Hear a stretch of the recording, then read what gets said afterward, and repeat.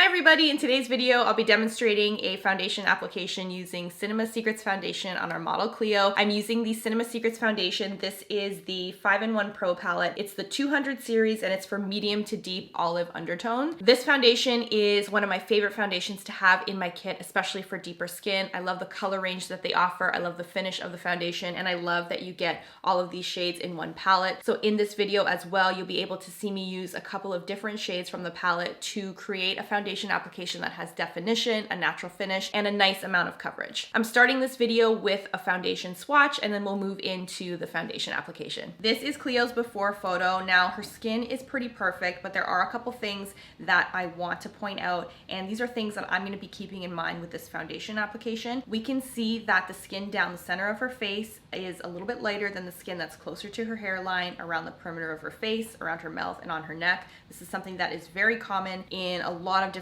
skin tones, and you're going to run into this quite often. It is something that we need to keep in mind with the foundation application. So we're going to be using a couple different shades of the Cinema Secrets foundation to make sure that her foundation looks flawless and the difference in skin tone is not something that is going to be noticeable. Let's start this application with a foundation swatch to figure out what color is going to work best for her. I'm starting with ATELIER Ultra Foundation in number 10. Moving on to some Cinema Secrets foundations now. This is from the 200 series palette. This next foundation is going to be from the 100 series palette, and I think you can see that that one is not going to work, and we're going to finish off with an RCMA Shinto number 4. Taking a look at all of the foundations that we swatched on Cleo's skin, if we look at the ATELIER foundation on the far right, if you look at the edge of the foundation swatch, you can see that the color is looking almost pinky, it's a little bit muddy, and it's not the right shade. The foundation beside it is looking good. It's a little bit dark, but I'm liking the undertone, and it doesn't look too different from the rest of her skin. That one Cinema Secrets foundation you can see is very red, and the RCMA Shinto 4 is almost orangey, so it's definitely not the right match. The Cinema Secrets foundation is the one that I like the most, but I want to swatch a few more shades from that color range to see if we can get a little bit closer to her skin tone. I'm going to swatch a foundation that is one shade lighter, so 67A. And then I'm going to swatch a foundation that is one shade darker, and it's 20220 from the same palette. Taking a closer look at more of the Cinema Secrets foundations that we just swatched, the foundation swatch on the right, which was one shade lighter than the one that I originally swatched, this color is looking good. It's matching well with the lighter portions of her face, and the shade that is one shade darker than the foundation that I originally swatched is also looking good, and it looks very close to some of the darker skin on her neck. So I'm liking this range of colors, and the Cinema Secrets 200 series palette is definitely the one that we're going to be using for this foundation application. Cleo came to set with no makeup on. Her skin was already well hydrated, so I didn't want to add any extra product. I'm going to use a little bit of the MAC Fix Plus and then press in the excess with a sponge. Cleo let me know that her skin does get oily in the T-zone, and from working with her previously, I knew that this could definitely happen. So I want to apply a little bit of the MAC Matte Gel just down the T-zone where she gets a little bit oily.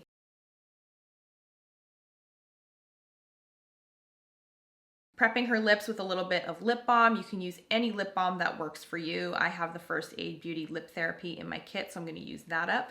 Now I'm going to get the foundation onto my palette. I'm using 3 shades, so the lightest in the palette, which is 67A, one darker 67B, and the darkest is 20220 from the 200 series palette. So I'm starting with the lightest shade from the palette, and I'm applying that down the center of her face. You guys know the technique already. I'm using the lightest foundation where her skin is the lightest. So right down the T-zone, and I'm buffing it in with my favorite Real Techniques synthetic brush. With this foundation application, you will see me go right under the eyes with the foundation. Because I'm using Cinema Secrets, because Cleo's skin is great and she doesn't have a lot of discoloration under the eyes, I will apply foundation under the eye area because it might give me all the coverage that I need. And with Cinema Secrets foundation, I usually like to do this because I know I can go back and apply a little bit more foundation if I need more coverage in that area. Now I'm taking the second darkest foundation that I put on my palette. This is the 67B, and I'm applying this just around the perimeter of her face, giving her a little bit of definition on the cheek, and I'll blend that right into the neck. And this is going to help blend the two tones of her skin together really well. And with my foundation applications, you'll see that I do like to apply foundation on the brow and a little bit on the eyelid. Looking at Cleo's face, I feel like I want to neutralize more of that under eye discoloration. So I'm taking a color corrector from Cinema Secrets, mixing it into the lightest foundation and applying that on the inner corner of the eye. Then I'm going to go back in and use the second darkest foundation that we use, mix with the corrector, and I'm going to blend out the lighter foundation. So what this is doing is neutralizing the under eye discoloration, but I'm making sure I don't use the foundation that is too light so she doesn't have that light stripe under her eyes, because that can happen very easily with deeper skin. Using the two tones of foundation with the corrector is going to give me a nice natural looking coverage. I'm using the foundation and corrector combo with a smaller brush on areas of the face where there is a little bit of discoloration, around the nose and around the mouth where sometimes the skin can be a bit darker. This combination of product is going to brighten up that area without looking too light.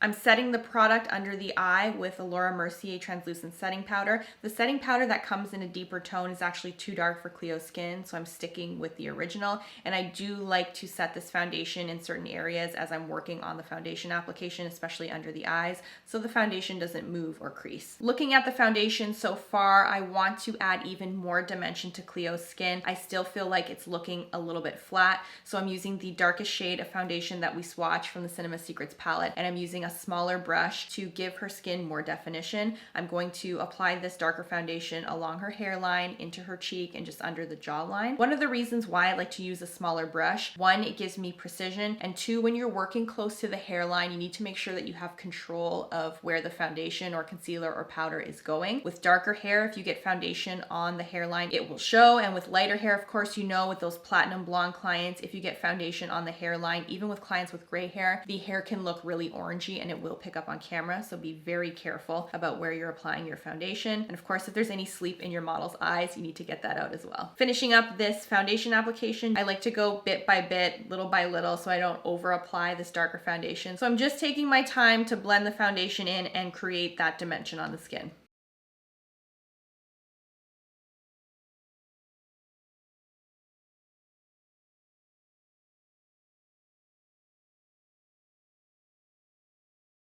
Here's Cleo's before and after. You can see Cleo's really beautiful. She's a young model. She has really great skin. The foundation application hasn't really taken away from any of that, in my opinion. The foundation looks really fresh. The colors blended well. Her skin looks healthy, and she doesn't look like she's wearing a ton of product. And that's something that's really important to me and my style of makeup application. So you can see that here in the before and after. And you can see that without powder, the Cinema Secrets foundation gives a really nice natural finish. It's not as dewy as Face Atelier, and this is another great reason to have Cinema Secrets in your kit, to get another type of finish of foundation in there. And that's how I use Cinema Secrets foundation. I really love this product. I love the packaging. I love that you get a number of different shades in one palette because it's so heavily pigmented. You don't need a lot of product on your palette. You can see I only used a tiny amount to get a really great coverage on Cleo's skin. The foundation is great too because it is water resistant and it works really well on people that sweat.